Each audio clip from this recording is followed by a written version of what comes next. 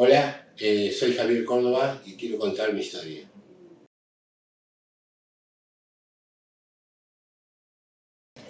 Tengo una empresa de rectificador de motores y una casa de repuesto.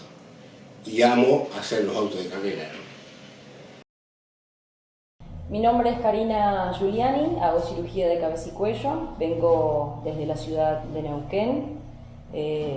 Mi formación fue en la Universidad Nacional de Córdoba, me recibí de médica allá, fui a hacer la especialidad en cirugía general a Comodoro Rivadavia Chubut y luego la subespecialidad al Hospital Italiano de Buenos Aires. Y después me vine para acá. En tu caso se dio una situación que podríamos llamar enfermedad, por darle un nombre, una patología que involucraba una ulceración de la lengua, que trajo a consecuencia una palabra que suele ser casi un tabú, muy fuerte, muy difícil de sobrellevar, que tiene que ver con el cáncer. Sí, nadie sabe por qué, pero bueno, fue algo muy imprevisto. Realmente, yo la verdad que la palabra pesa mucho, a mí no me pesa, para nada. Nunca me pesó ni le tuve miedo, ni al cáncer ni a nada. Entonces, sí, empieza otra historia, otra vida, digamos. Creo que nadie, no es deseársela a nadie, pero es algo complicado que hay que saber superar,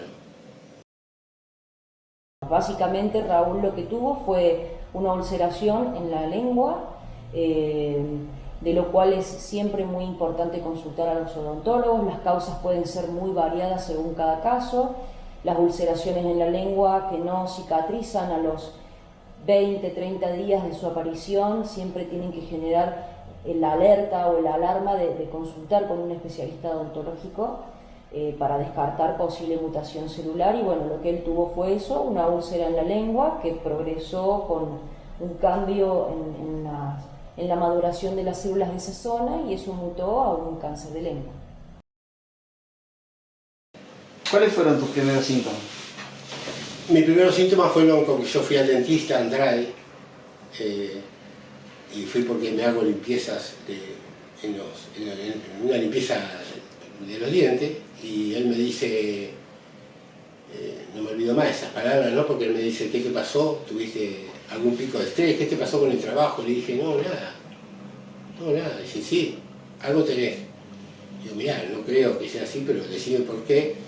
Y él me agarra y me señala, me abre la boca y me señala abajo de la lengua y tenía una secreción muy grande y me dice, esto es algo que hay que mirarlo, hay que estudiarlo. Entonces me mandan él al hospital y me mandan a hablar con el doctor en Cipolletti, un especialista.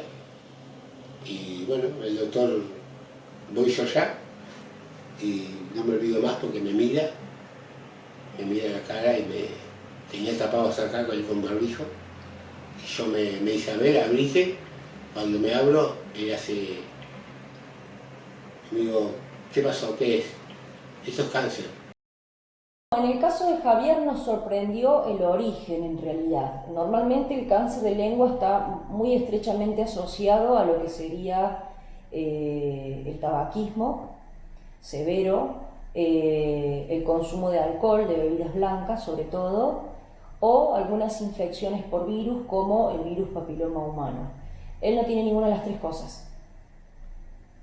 Entonces, la verdad que ver un cáncer de lengua en un paciente que no tiene factores predisponentes o estimulantes al desarrollo de ese cáncer es muy fuera de lo habitual. En mi caso es la primera persona que lo veo. Así de cruel como uno lo dice, a mí no me cayó mal, porque me pareció que la verdad tiene que ser así. Igual hacer un análisis y vamos a ver qué es. Pero yo te aseguro que ya esto hay que hacerlo lo más urgente posible. Esto fue en enero y ¿dónde hiciste los estudios? Le digo, lo hice en Roca. Bueno, vamos a intentar a otro lado, en Cipolletti. Y bueno, cuando fuimos a Cipolletti, ahí ya con los estudios hechos ya sale un viernes 20 y pico, no recuerdo bien, salió con que era cáncer. Y esto, ¿no? Lograr a través de su experiencia, más allá del cáncer, más allá de la lengua, más allá de la cirugía y la medicina, que frente a una crisis que a uno le toca vivir, aprender a sobrellevarla. Porque bueno, muchos pacientes dicen, ¿por qué me tocó a mí? Él me podría haber dicho, ¿por qué me toca a mí? Si yo no fumé, no tomé, no sé, te tocó. Y si te tocó, bueno, vamos caminando este camino que te tocó hacer, que tiene un poco más de piedras que el del lado, pero el del lado también tiene sus piedras. Quizás no es con un cáncer de lengua, pero cada uno tiene las piedras en el camino y todos tenemos que aprender a caminar con esas piedras ahí y llegar al objetivo final, que es estar bien y estar pleno en esto que es tan crítico que es vivir para todos, ¿no? Bueno, yo dije, estoy en el lugar que tengo que estar. Entramos, ella nos atendió con su sonrisa, aunque tenía barbijo, se veía que sonreía. Y bueno, ella me dijo, esto es así, esto va a salir bien, te vamos a tener que cortar la lengua, realmente la operación ya es esto como tiene que ser. Realmente esto va a ser muy duro para todos, puede haber rayo, quimio, puede haber de todo. Estás muy tomado, demasiado tomado. Así que todo tiene un riesgo, nada se sabía que podía pasar. Y bueno, y entonces seguimos hablando con ella y llega un momento con que ella dice, si quiere hacer otra consulta, ahí yo le digo del doctor en La Plata, y me dice, sí, lo conozco, él fue profesor o compañero mío, no me acuerdo bien, lo conozco. Así que, bueno, la verdad, fantástico, nos dio la fecha de operación, todo así rápido fue, todo muy rápido. Nunca se habló, lo sorprendente de esto es que nunca se habló de dinero. Entonces, a veces te choca todo esto, pero bueno, creo que dimos con las personas justas. Nosotros en la especialidad tenemos muchos pacientes oncológicos. Por suerte, hoy en día el tratamiento multidisciplinario en lo que tiene que ver con la cirugía, la quimio y la radioterapia han avanzado muchísimo y se logran buenas expectativas de vida en la mayoría de los pacientes. Por supuesto que no solo tiene que ver en dónde está el tumorcito, sino también las características del paciente. No es lo mismo tener un paciente joven, sin antecedentes como Raúl, a tener un paciente en edad avanzada y que quizás tenga otras enfermedades asociadas como diabetes y problemas en el corazón y demás. Su cuerpito resiste mucho menos las terapias invasivas que hacemos, entonces es más complicado de tratarlo. Ya teníamos todo, entonces vos decís, hay cosas que pasan porque tienen que pasar. Entonces, ahí fue mi historia hasta donde llegara, hasta la operación, ¿no? Y ahí ya después, estando tranquilo ya me iba a operar, ya no teníamos otra manera de solucionar, pero los momentos de esos vividos fueron únicos. En un momento te consultaba sobre cuáles habían sido los síntomas y me fuiste contando cuál fue tu reacción personal. Y empezaste a nombrar a Giselle. ¿Quién es Giselle? Giselle es el amor de mi vida. Ella dejó en claro que es la mujer que tiene que estar, es la mujer ideal para cualquier hombre, digamos. Porque ella dijo una palabra que son muy difíciles de interpretar, pero muy fácil de ver. Nosotros tenemos una nena, Luján, y en común, y Morena, que es mi hija de corazón, que es hija de ella, después tengo a Mía y a Juan Fermín. Y ella dijo, me voy con vos y me interno con vos. Hoy la prioridad sos vos. Y es tan difícil decir eso cuando son mamá. Lo psicoemocional, más allá de lo físico, más allá de la materia, más allá del cuerpo o de la medicina en sí, lo que es fundamental para que un paciente vaya al frente es su estado psicoemocional, lo cual es muy importante adecuar dentro de la terapéutica que uno le da al paciente, el medicamento, la cirugía y demás. Es muy importante el equilibrio psicoemocional y el refuerzo de todo lo positivo que tenga que ver con eso, porque cambia muchísimo la evolución de un paciente si tiene un ánimo y un acompañamiento psicoemocional a su lado. ¿En algún momento del proceso hubo algún trance de introspección, esto de encerrarte, de no querer ver a nadie? ¿O cómo crees que...? No, yo creo que esto fue, tiene dos etapas eso, o tres etapas si quieres ponerlo. Tiene dos etapas o tres etapas, ¿sí? La primera etapa es de la operación, ¿sí? Fue toda una... Hoy con el diario del lunes fue algo hermoso. ¿Cómo te va a decir? ¿Cómo hermoso? Si fue una operación, sí, fue algo hermoso. ¿Por qué hermoso? Porque era una operación, hubo cosas con que yo estaba tan bien que yo no le tenía miedo a nada, a nada. Entonces lo encaré de esa manera, me operan, estaban mis amigos y los más cercanos estaban todos afuera, esperando fuera de la operación, en Neuquén, porque me operaron en Neuquén. Por supuesto que lo psicoemocional cambia según cada persona, cada familia y demás, pero el paciente que está solo y no tiene un entorno familiar que lo acompañe, que lo vemos mucho en el ámbito hospitalario, el paciente que vive solo, que tiene una higiene distinta, un nivel sociocultural distinto, que no tiene familiar, que es tabaquista y demás, evoluciona bastante distinto a aquel que tiene un grupo de amigos, un hobby, algo para distraerse, su familia que lo acompaña y demás, es completamente distinto, independientemente que se trate del mismo tumor, ¿no? Viene Karina Giuliani, no lo olvidamos más porque viene un fonoaudiólogo, primero viene Karina y me dice, bueno, vamos al otro día, vamos a revisar la lengua, que esto, que lo otro, y yo ya había estado practicando y me había escuchado que podía hablar. Entonces ella me agarra y me dice, vamos a probar, vamos a mirar a ver cómo está todo, no muevas tanto la lengua, esto, lo otro, pero vamos a empezar por lo menos a decir, mi mamá me ama. Para ver si yo, porque podía balbucear, digamos, ¿no? Y le digo, la miro a la cara y digo, te amo. Así que fue un momento de risa, de emociones, porque yo ya sabía que estaba hablando, pero bueno, ellos no sabían nada, ni Gise, ni ella, nadie sabía que yo estaba hablando.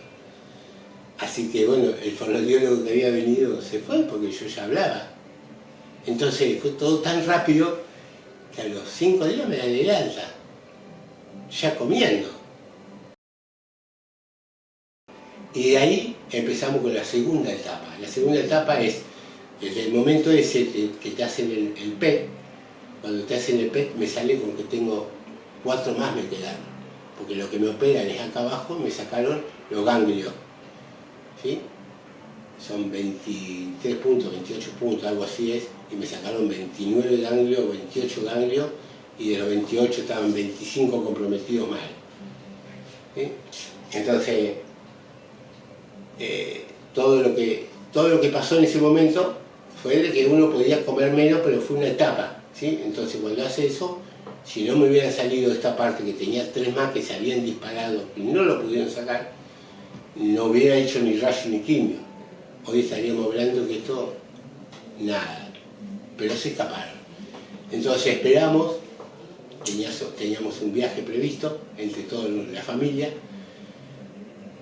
y se suspende el viaje porque justo me empezaron los rayos, los quimios, entonces yo no sabía qué hacer.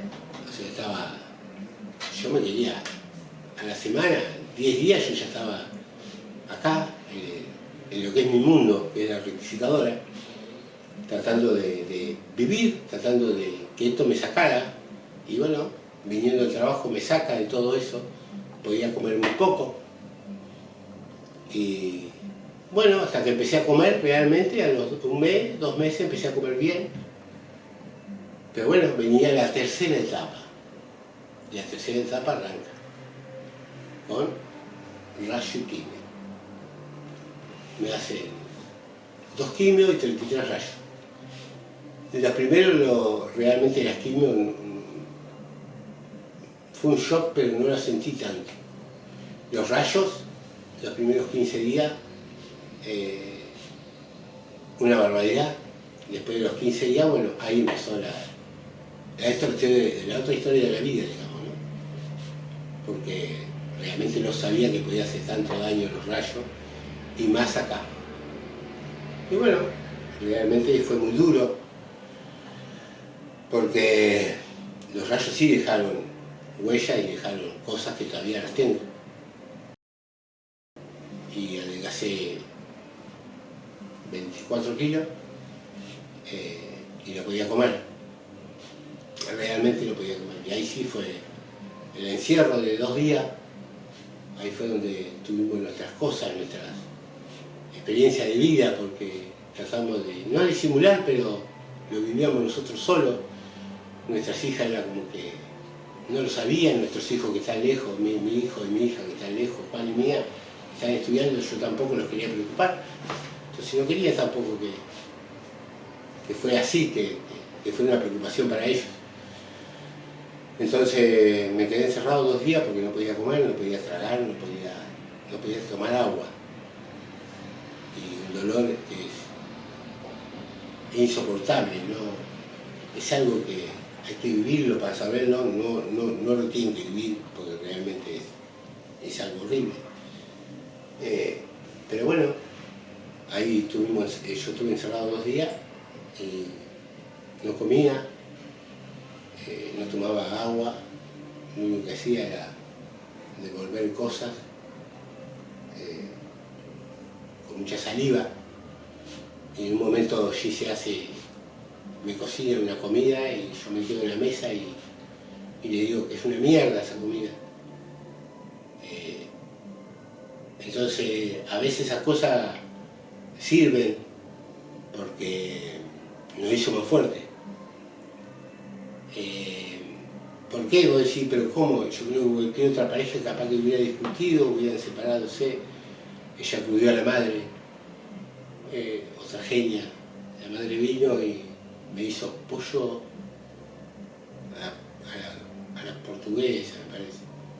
Para mí era cualquier cosa menos pollo a la portuguesa. Pero ellos no entendían lo que me pasaba a mí, porque lo mío era muy malo lo que me pasaba, que yo solo tenía que salir, porque no te puede ayudar a nadie. No te puede ayudar a nadie. Entonces yo solo quería salir. Entonces voy, me sigo encerrando en la habitación al otro día. Entonces es algo ilógico, pero a veces la cama la tenés que usar para descansar. Porque la cama te atrae y no salís más de la cama. Y yo no quería eso. Yo estaba pesando 67 kilos y no quería eso. Entonces me levanté y me vine para el taller y dije, esto no es para mí, yo me tengo que levantar. Y me vine y entonces empezaba, aunque ya venía y me estaba un rato, volvía, estaba de vuelta, me cansaba, me iba, volvía, y así estuve. Entonces la comida siempre fue, porque uno lo ve así, cuando te lo hace ver no me acuerdo ahora, la chica que hace rayos, te lo dice, vos le tenés asco a la comida. Me dijo, vos le vas a tener asco al agua, le vas a tener asco a los que están comiendo delante tuyo. Es muy difícil interpretarlo. Me fueron a comprar un vaso chiquito así, porque el vaso grande me daba asco tomar agua. Tenía un tenedor grande así, comía con un tenedor chiquito así, porque no podía comer con el tenedor grande.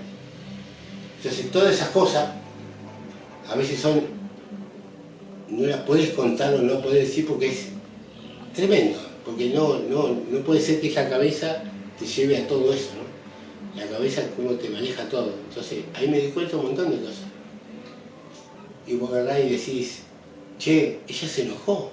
Y si yo le hubiera seguido la discusión, y a mí lo que ella, el enojo de ella, de Gise, de sentirse mal e irse y llamar a la madre porque ella no podía más, me sirvió a mí porque yo dije, yo tengo que hacer algo, porque si yo no me levanto y como algo, termino solo, porque ¿quién aguanta la situación?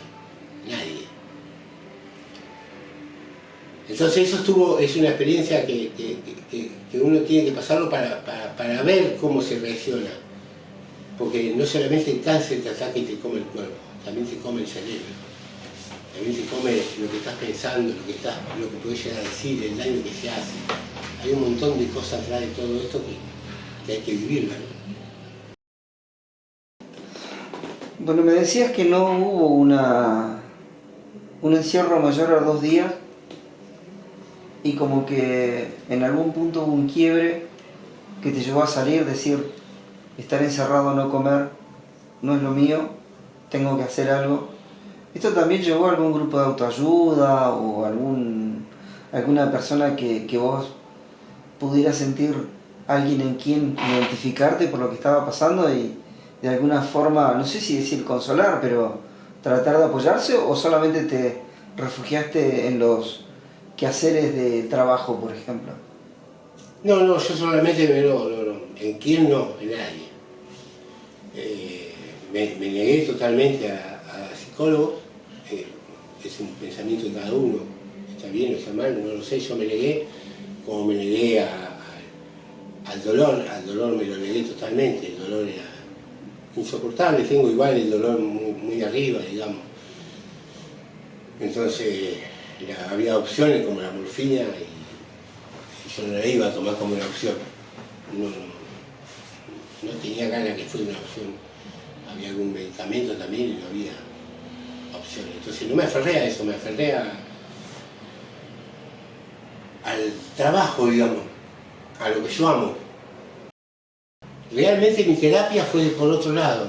Mi terapia fue tratar de ayudarle a los chicos que hicieran su carrera y venir acá dentro del taller y hacer algo, poquito lo que podíamos hacer, o nada, pero hacer algo. Porque vos imaginate, yo tenía cerrada el taller, entonces los chicos que venían a ayudarme eran 2 o 3, los que siempre estuvieron conmigo en el trabajo, entonces ellos también se merecen un agradecimiento porque ellos estuvieron conmigo. Entonces todo este proceso, realmente no tuvimos una ayuda, pero sí tuvimos 20 amigos que fueron mis psicólogos. Confiar, creer, sentir el acompañamiento de su familia y la fortaleza de su corazón y de su psiquis inigualables. Todo esto, pero algo hay detrás. Entonces uno se aferra mucho yo me aferraba mucho a mi viejo que no está. Entonces por ahí capaz que esa es la fe que uno tiene que tener, como decir, tengo fe en Dios, en Jesús, tengo miles de anécdotas para contar, ¿no? Pero yo creo que lo mejor es no tener miedo. El miedo te lleva a lugares que son horribles, porque entrar al leve y escucharlos, y no son todos iguales, y ver al leve con tanta cantidad de gente con cáncer. Tengo una anécdota de una señora, estábamos esperando a la nutricionista, una flaca maravillosa también, y había una señora que estaba sin los 2 pechos y toda pelada ya. O sea, 2 veces. Entonces, ¿saben qué me dijo ella? No pasa nada. Hay que enfrentarlo a esto. Me sacaron uno, ¿para qué quiero el otro? Así que se me fue de acá para acá. Así que me lo saquen, ya tengo, mirá, ¿para qué? ¿A quién se la voy a mostrar? Una actitud que te hace vivir. Hoy está curada. y por supuesto que las secuelas de llevar a cabo un tratamiento tan invasivo como la cirugía y la quimio-radioterapia le han dejado sus secuelas, de las cuales estamos iniciando una etapa de rehabilitación, pero no hay evidencia de tumor en ningún lugar de su cuerpo. Y había mucha gente que se puso delante mío para pegarme una cachetada y decir, no baje los brazos. Es así. Entonces, hay que estar. Al lado mío hay que estar. Yo sé que no soy muy fácil. Entonces había que estar al lado mío en este momento. Pero bueno, todo salió de 10 y la verdad, una maravilla. Una crisis para él fue un baldazo de agua fría, pero él y su familia, porque yo creo que él no hubiese logrado nada sin el acompañamiento de su familia, que siempre también fue muy proactiva a que todo iba a salir bien. Y esa energía se transmite y llega a cada una de nuestras células del cuerpo. Y logran la mejor medicina más que la nuestra, esa energía, de su entorno familiar, de Gisela, que lo acompañó, que nunca lo dejó, que siempre estuvo fuerte al lado de él y que seguramente debe tener sus miedos y que seguramente en un futuro eso va a generar y va a necesitar algún tipo de terapéutica, porque el familiar siempre es el que más la sufre. La familia sufre mucho más que el paciente en sí, porque es el que lo ve de afuera y tiene la impotencia de no saber qué va a pasar. Así que él ha tenido, la verdad, un entorno familiar, de amistad, y él mismo, que indudablemente son los que lograron que hoy en día estemos hablando de cura. Y una buena cura, porque algunos llegan más o menos ahí, al medio arrastrándose después de ese camino de piedras, pero él llegó muy entero.